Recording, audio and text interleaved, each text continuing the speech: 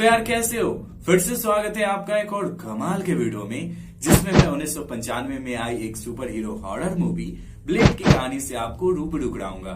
Friends, ये एक ऐसी मूवी है जिसे हम सब ने अपने बचपन में काफी एंजॉय करा है, लेकिन आज तक किसी ने यूट्यूब पर इसे अच्छे से एक्सप्लेन नहीं करा है। सो यार, अब ज्यादा देर ना करते हुए इसकी कहानी की ओर आगे बढ़ते हैं।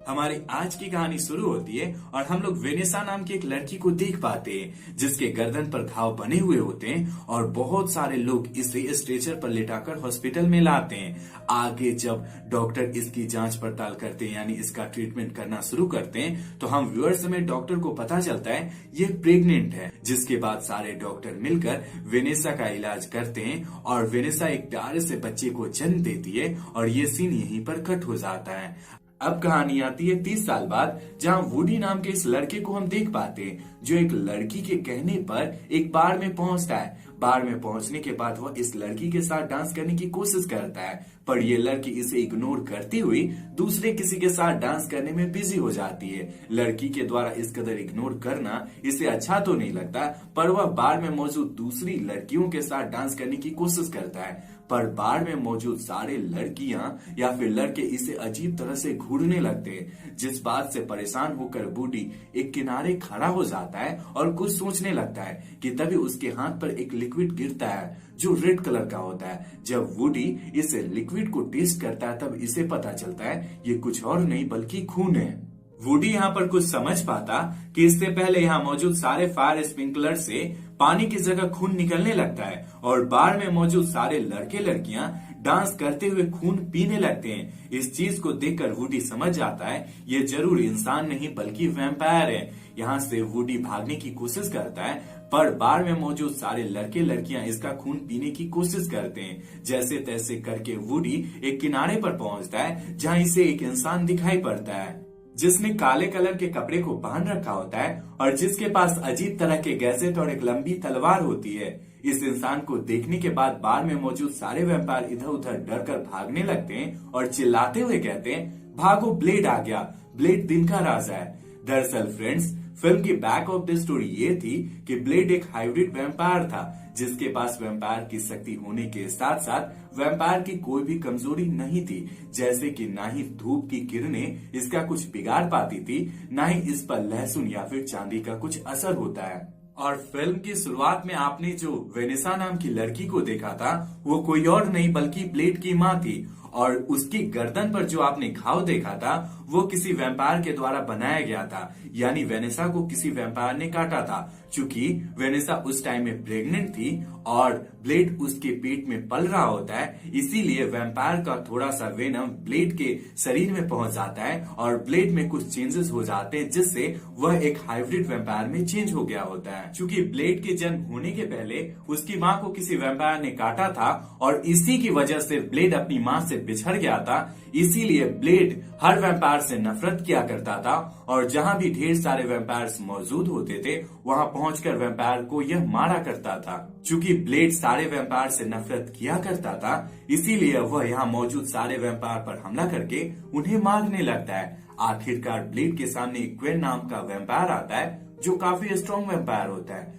चूंकि ब्लेड एक हाइब्रिड वैम्पायर होता है, इसीलिए आखिरकार वह क्वेन पर भारी पड़ता है और अपने गैजेट को यूज करते हुए क्वेन को जला देता है। वुडी अभी भी बार में मौजूद होता है, जो ब्लेड के द्वारा दूसरे वैम्पायर को मारने वाली घटना को देख रहा होता है। यहाँ पर ब्लेड ये सारा कुछ कर रहा होता है कि पीछे से पुलिस आ धमकती है। पुलिस को अपनी तरफ आते देख ब्लेड जलते हुए क्वेन और वुडी को यहीं पर छोड़कर यहाँ से फरार हो जाता है। पुलिस वाले पास आकर क्वेन के शरीर में लगी हुई आग को बुझाते हैं और फिर इसका पोस्टमार्टम करने के लिए कैरन नाम की एक लड़की के पास भेज देते हैं। कैरन अपनी असिस्टेंट के साथ इसका पोस्टमार्टम कर रही होती है कि तभी क्वेन जाग जाता है और कैरन के असिस्टेंट पर हमला करके इसका खून पीने लगता है। इस सारी घटना को देखकर कैरल बहुत ज्यादा डर जाती है और यहाँ से भागने की कोशिश करती है, पर क्वेन फुर्ती दिखाता हुआ कैरन के पास पहुंचता है और इसकी गर्दन पर काट कर इसका भी खून पीने लगता है। यहाँ पर क्वेन ये सारा कुछ कर रहा होता है कि तभी हम लोग पीछे से ब्लेड को आते हुए देख पाते हैं। ब्लेड को अपने सामने आता हुआ देखकर क्वेन डर जाता है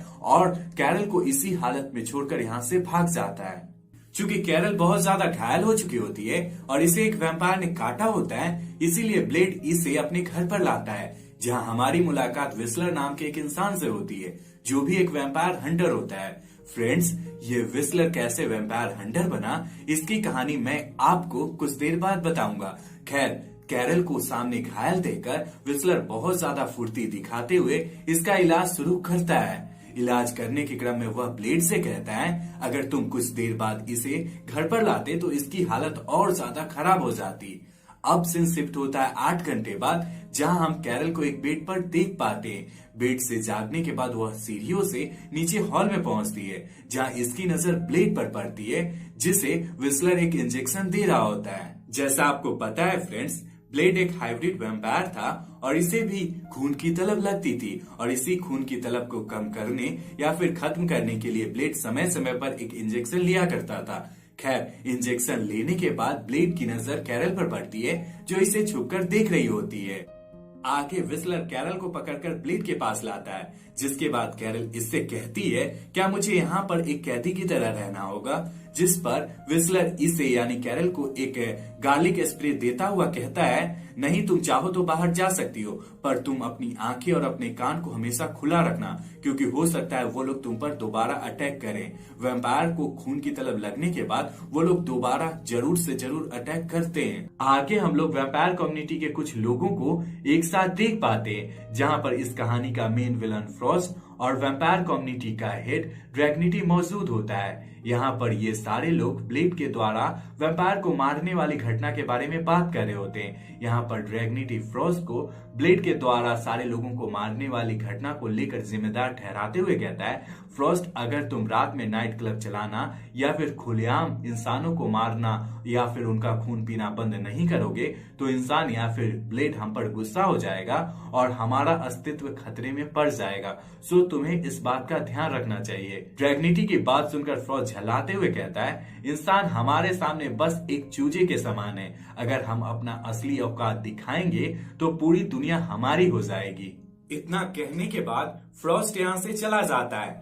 आगे हम लोग ब्लेड को कैरन के साथ देख पाते हैं, जहां ब्लेड कैरन को उसके अपार्टमेंट के बाहर छोड़ जाता है। आगे कैरन लिफ्ट से होकर अपने फ्लैट में जा रही होती है कि तभी इसे कुछ इंसान दिखाई पड़ते हैं, जो इसे अजीब तरह से घूर रहे होते हैं और जिनके गर्दन पर कुछ निशान बने होते हैं। इस चीज को देखकर कैरन बहुत ज्यादा डर जाती है और जैसे तैसे खुद को संभालते हुए अपने फ्लैट में पहुंचती है, जहां वह देखती है कि इसके फ्लैट का सारा सामान बिखरा पड़ा है। वह अपने घर के यानी फ्लैट के सारे सामान को देख रही होती है कि तभी यहाँ पर एक पुलिस वाला पहुंच जाता है। अपने सामने पुलिस वाले को देखकर इसे विस्लर की वो बातें याद आती है, जिसमें वह कह रहा होता है कि तुम अपनी आंखें खुली रखना और किसी भी नए इंसान से मत मिलना।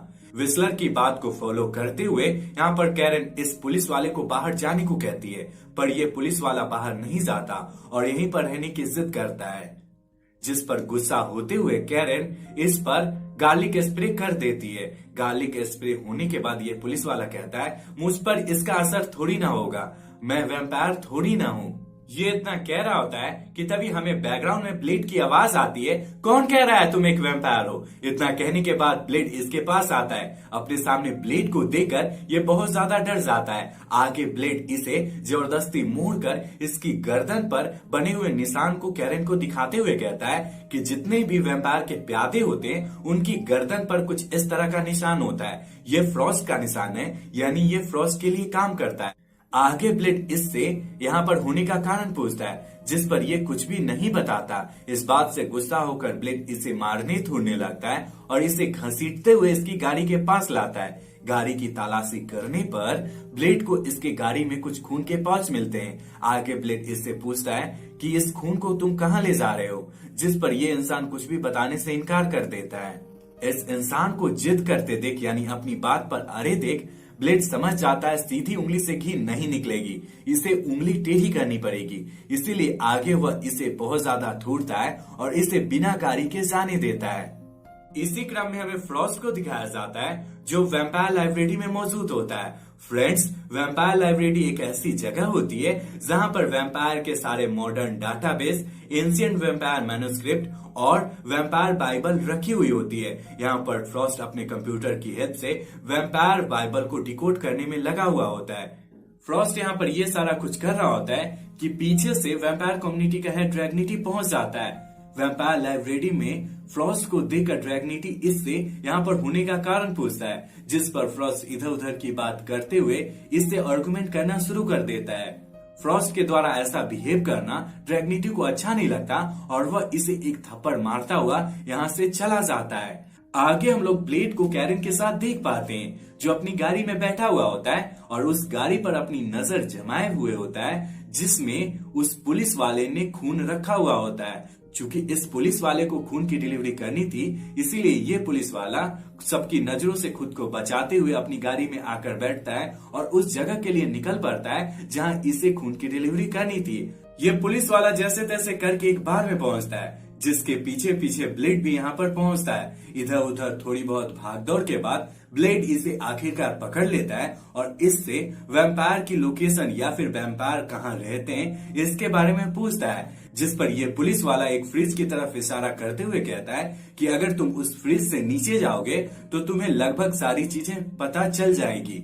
पुलिस वाले की बात सुनने के बाद ब्लेड इस फ्रिज से नीचे उतरना शुरू करता है। वहीं दूसरी तरफ हम लोग फ्रॉस्ट को देख पाते हैं, जो लौंडियाबाजी करने के बाद अपने कंप्यूटर में पड़े हुए वैम्पायर बाइबल को डिकोड करने में लगा हुआ होता है और आखिरकार अपने अथक प्रयास के बाद वह इस वैम्पायर बाइबल को डिकोड कर देता है। वेल फ्रेंड्स, ये वैम्पायर बाइबल को क्यों डिकोड कर रहा है, इसके पीछे का राज क्या है, ये आपको कुछ देर बाद अपने आप पता चल जाएगा। वहीं दूसरी तरफ ब्लेड सीढ़ियों से होकर नीचे पहुंचता है, जहां इसे बहुत सारे कंप्यूटर डाटाबेस, वैम्पायर मैन्युस्क्रिप्ट और वैम्पायर बाइबल मिलते हैं। आगे इधर उधर की ज्यादा खोज पड़ताल करने के बाद इसे एक मोटा भद्दा वैम्पायर दिखाई पड़ता है, जो बहुत सारे कंप्यूटर को एक साथ ऑपरेट कर रहा होता है। आगे ब्लेड इस वैम्पायर से यहाँ पर होने का कारण पूछता है। शुरू में ये वैम्पायर ब्लेड की बातों को इग्नोर करता है, पर ब्लेड के टॉर्चर किए जाने के बाद ये बताना शुरू करता है कि लामाग्रा नाम का एक पुराना देवता है, जो भी वैम्पायर उसे अपने शरीर के अंदर बुलाएगा उसे असीम शक्तियां मिलेगी। वो धूप में चल सकेगा और न ही उस पर लहसुन या फिर चांदी का असर होगा।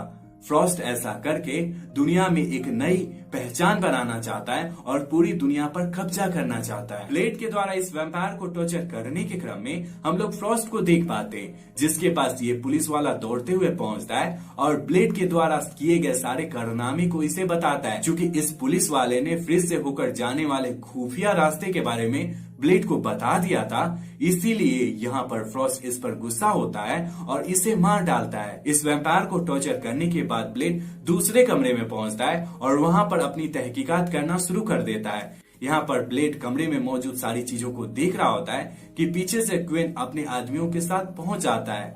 यहाँ पर ब्लेड और क्विन के आदमियों में ढेर सारा झगड़ा होता है, लेकिन आखिरकार क्विन कैरन को चारा बनाकर ब्लेड को बंदी बना लेता है और इसे मारने के लिए फ्रॉस्ट के पास ले जा रहा होता है कि तभी यहाँ पर विस्लर पहुंच जाता है और अपनी चांदी की तलवार या फिर अपने चांदी के औजार से क्विन और उनके आदमियों पर हमला करता हुआ ब्लेड को यहाँ से छुड़ाकर ले जाता है। आगे हम लोग विस्लर और कैरन को एक साथ देख पाते हैं, जहाँ पर कैरन इससे इसके और ब्लेड के वैम्पायर हंटर होने का कारण पूछती है।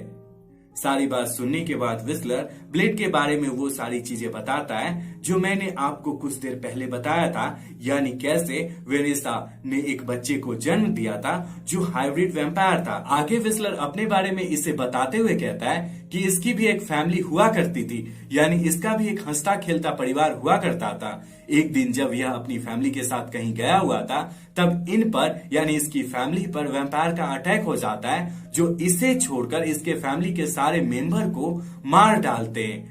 चूंकि वैम्पायर ने इसकी फैमिली को मारा था या फिर इसके सारे फैमिली का खून पिया था, इसीलिए वह अब वैम्पायर को मारकर अपनी दिल की ठंडक को बुझाना चाहता है। इसी क्रम में हम लोग फ्रॉस्ट को उसके कुछ आदमियों के साथ देख पाते हैं, जो वैम्पायर कम्युनिटी के हेड ड्रैगनिटी को खुले समुद्र के पास लाता है और फिर खुले आसमान में जलती हुई धूप में इसे यानी ड्रैगनिटी को छोड़ देता है ताकि यह जल जलकर मर सके। दरअसल फ्रेंड्स, इसकी मंशा ये थी कि यह ड्रैगनिटी को मारकर वैम्पायर कम्युनिटी का हेड बने, और ऐसा ही कुछ होता भी है फ्रेंड्स। ड्रैगनिटी के मर जाने के बाद सारे वैम्पायर कम्युनिटी तितर बितर होना शुरू हो जाते हैं और फ्रॉस्ट इसी मौके का फायदा उठाकर अपनी चाल चलना शुरू कर देता है। आगे हम लोग कैरन, व्हिसलर और ब्लेड को एक साथ देख पाते हैं, जहां कैरन को उसकी शोध रिसर्च और उसकी पोस्टमार्टम वाली नॉलेज से पता चलता है कि ईडीटी नाम की एक एसिड है जिसे अगर वैम्पायर के खून में डाला जाता है तब वैम्पायर का ब्लड ब्लास्ट हो जाता है, यानी वैम्पायर का ब्लड टुकड़ों में बट जाता है। इस चीज को जानने के बाद कैरन ब्लेड को उसके औजार इसी चीज से बनाने की सलाह देती है। फ्रेंड्स, ये ईडीटी एसिड एक ऐसी एसिड होती है जिसे लैब में कैल्शियम और आयरन को साथ में अच्छे तरीके से कंबाइन करने के लिए यूज किया जाता है, और जब ये एसिड वैम्पायर के खून से मिलती थी तो उनके खून में मौजूद आयरन और कैल्शियम एक साथ मिक्स हो जाते थे और इसी वजह से यहाँ पर विस्फोट हो जाता है। आगे हम लोग ब्लेड को मार्केट में देख पाते हैं जो गार्लिक का पेस्ट यानी लहसुन का पेस्ट खरीद रहा होता है ताकि वह इससे वैम्पायर को मारने के लिए औजार बना सके। जब वह अपने घर पर वापस आ रहा होता है कि तभी रास्ते में इसे फ्रॉस्ट मिलता है, जो इससे कहता है, ब्लेड तुम वैम्पायर को मारकर इंसानों को बचाना चाहते हो ना, जरा देखो उन्हें, वो लोग हमसे कितने कमजोर हैं। अगर हम दोनों साथ होकर काम करेंगे तो कितना अच्छा होगा। सो मैं तुमसे रिक्वेस्ट करता हूँ यार, ये सब छोड़ो और मेरे साथ आकर काम करना शुरू कर दो। यहाँ पर ब्लेड फ्रॉस्ट की बातों को ना में जवाब देते हुए इसे मारने के लिए अपनी गन निकालता है और इस पर फायर करता है, पर फ्रॉस्ट फुर्ती दिखाते हुए इसकी गोलियों से बच जाता है और यहाँ से फरार हो जाता है। चूंकि ब्लेड ने फ्रॉस्ट को मना किया था, इसीलिए फ्रॉस्ट अपने आदमियों के साथ उस जगह पर पहुंचता है जहां पर व्हिसलर और कैरन मौजूद होते हैं। आगे फ्रॉस्ट अपने आदमियों से कह के व्हिसलर को बहुत ज्यादा टॉर्चर करना शुरू करता है, जिस क्रम में कुछ वैम्पायर व्हिसलर का खून भी पीते हैं। आगे फ्रॉस्ट कैरन को अपने साथ ले जाता है और ब्लेड के लिए कुछ रिकॉर्डिंग छोड़ जाता है, और जब ब्लेड अपने ठिकाने पर पहुंचता है तब इसे व्हिसलर से फ्रॉस्ट के द्वारा कैरन को ले जाने वाली बात पता चलती है। चूंकि व्हिसलर को किसी वैम्पायर ने काटा था और ये बहुत ज्यादा घायल था, इसीलिए यहाँ पर व्हिसलर ब्लेड से उसकी गन मांगता है ताकि यह अपने दुख से निजात पा सके। चूंकि ब्लेड को व्हिसलर ने पाला था और यह अपने बचपन के दिनों से ही इसके साथ रह रहा होता है, इसीलिए यहाँ पर शुरू में ब्लेड इसे गन देने से मना करता है, लेकिन व्हिसलर के द्वारा बार बार जिद करने के बाद वह इसे गन दे देता है और फिर यहाँ से जाने लगता है। जब ब्लेड यहाँ से निकल रहा होता है तभी हमें बैकग्राउंड में गोली चलने की आवाज आती है, जिसे सुनकर हम व्यूअर्स को ऐसा लगता है कि व्हिसलर ने आत्महत्या कर ली है। आगे ब्लेड को यहीं पर कुछ रिकॉर्डिंग्स दिखाई पड़ती है। जब यह इस रिकॉर्डिंग को प्ले करके देखता है तो इसे पता चलता है यह रिकॉर्डिंग फ्रॉस्ट की है, जिसमें वह कह रहा है कि अगर तुम व्हिसलर के मौत का बदला या फिर कैरन को वापस चाहते हो तो तुम्हें आज एजवुड टावर पर आना होगा। इस रिकॉर्डिंग को देखने के बाद ब्लेड बहुत ज्यादा बौखला जाता है और एजवुड टावर पर पहुंचने के लिए अपनी तैयारियां करना शुरू कर देता है, जिस क्रम में वह चांदी की बहुत सारी गोलियां बनाता है और ईडीटी एसिड को यूज करके बहुत सारे वैक्सीन और सीरम बनाता है। पूरी तरह से खुद को तैयार करने के बाद ब्लेड उस जगह पर यानी एजवुड टावर पर पहुंचता है और यहाँ मौजूद सारे वैम्पायर पर हमला करके इन्हें मारने लगता है। जब फ्रॉस्ट को ब्लेड के यहाँ होने की बात पता चलती है तब वह अपने आदमियों से कहता है कि उसे ब्लेड जिंदा चाहिए, जिसके बाद सारे वैम्पायर मिलकर ब्लेड को पकड़ने की कोशिश करते हैं। ब्लेड जैसे तैसे करके कुछ वैम्पायर को मारता हुआ एक कमरे में पहुंचता है जहां इसे ये औरत दिखाई पड़ती है। ये औरत वही औरत थी फ्रेंड्स जिसे आपने फिल्म के शुरुआत में देखा था और जिसने एक बच्चे को जन्म दिया था। फ्रेंड्स, दूसरे शब्दों में कहें तो यही ब्लेड की माँ थी। यहाँ पर ब्लेड अपनी माँ से बात कर रहा होता है, उसी क्रम में फ्रॉस्ट पीछे से आ जाता है और ब्लेड को शॉक देकर इसे बंदी बना लेता है। फिल्म की बैक ऑफ द स्टोरी ये थी फ्रेंड्स कि वेनेसा को जिस वैम्पायर ने काटा था वो कोई और नहीं बल्कि फ्रॉस्ट था, और अब वेनेसा फ्रॉस्ट के लिए ही काम करती थी। चूंकि ब्लेड इसका बेटा था फिर भी वेनेसा को कुछ भी फर्क नहीं पड़ता था, और इसी कारण यहाँ पर फ्रॉस्ट के द्वारा ब्लेड को शॉक देने के बाद भी वेनेसा यहाँ पर कुछ नहीं करती और फ्रॉस्ट इसे बंदी बना लेता है। आगे फ्रॉस्ट ब्लेड को बंदी बनाकर पुराने वैम्पायर टेम्पल में लाता है और फिर इसे एक ताबूत में बंद कर देता है ताकि वह अपने रिचुअल को पूरा करता हुआ लामाग्रा को अपने अंदर में बुलाए। इस रिचुअल को पूरा करने के लिए फ्रॉस्ट के दूसरे आदमी 12 प्योर ब्लड वैम्पायर यानी जन्म से पैदा हुए वैम्पायर को यहाँ पर लाते हैं और इन्हें एक सर्कल में खड़ा कर देते हैं।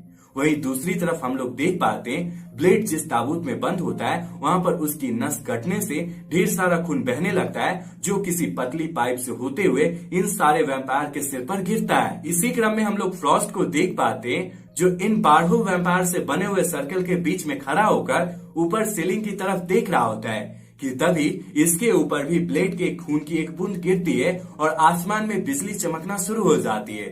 फ्रॉस्ट के सिर पर ब्लेड के खून की एक बूंद गिरने के साथ ही लामाग्रा को पृथ्वी पर लाने का प्रोसेस शुरू हो जाता है और हम लोग आसमान में ढेर सारी बिजली को एक साथ चमकते हुए देख पाते हैं जो एक एक करके इन सारे 12 प्योर ब्लड वैम्पायर पर गिरती है और इनके शरीर से इनकी आत्मा निकलकर आसमान में कुछ देर तक घूमती है और फिर फ्रॉस्ट के अंदर दाखिल हो जाती है और इसी के साथ ये प्रोसेस कंप्लीट हो जाता है और अगले क्षण हम लोग देख पाते हैं कि फ्रॉस्ट की आंखें लाल हो चुकी है जिसका मतलब ये है कि इसके अंदर लामाग्रा नाम का जो गॉड है वो प्रवेश हो चुका है। वहीं दूसरी तरफ हम लोग फ्रॉस्ट के कुछ आदमियों को देख पाते हैं जो कैरन को पकड़कर किसी दूसरे वैम्पायर के पास फेंक देते हैं। यहाँ पर कैरन अपनी फुर्ती और अपना दिमाग लगाकर एक हड्डी से इस वैम्पायर को मार देती है और फिर किसी तरह से खुद को बचाते हुए उस जगह पर पहुंचती है जहाँ पर ब्लेड एक ताबूत में बंद था। यहाँ पहुंचने के बाद कैरन ढेर सारी मेहनत करके ब्लेड को इस ताबूत से निकालती है जहाँ वह महसूस करती है कि ब्लेड बहुत ज्यादा कमजोर हो चुका है। काफी दिनों से वैम्पायर के साथ रहने के क्रम में अब तक कैरन को ये अंदेशा हो चुका होता है कि वैम्पायर ब्लड पीकर स्ट्रांग होते हैं, इसीलिए यहाँ पर कैरन खुद का ब्लड ब्लेड को पीने को कहती है।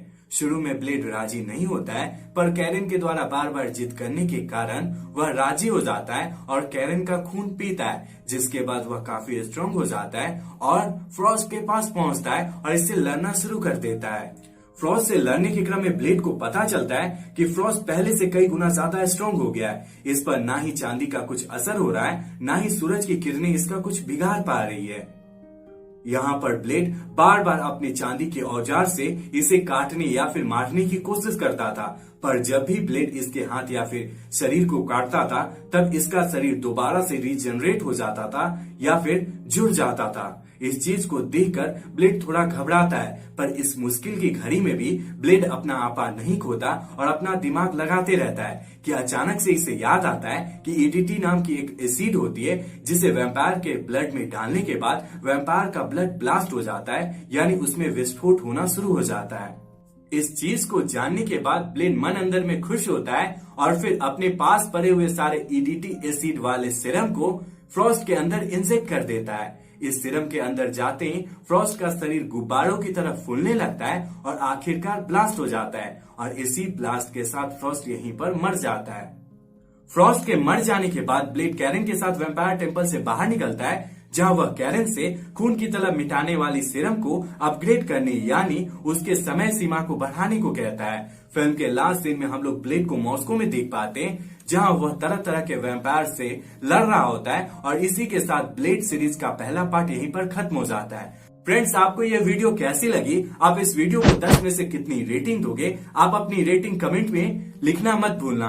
बाकी अगर आपको ये वीडियो पसंद आई है तो इस वीडियो को लाइक करना और मेरे चैनल देसी बुक को ऑल बेल नोटिफिकेशन के साथ सब्सक्राइब करना। सो फ्रेंड्स, वीडियो यहीं तक था। वीडियो देखने के लिए ढेर सारा धन्यवाद।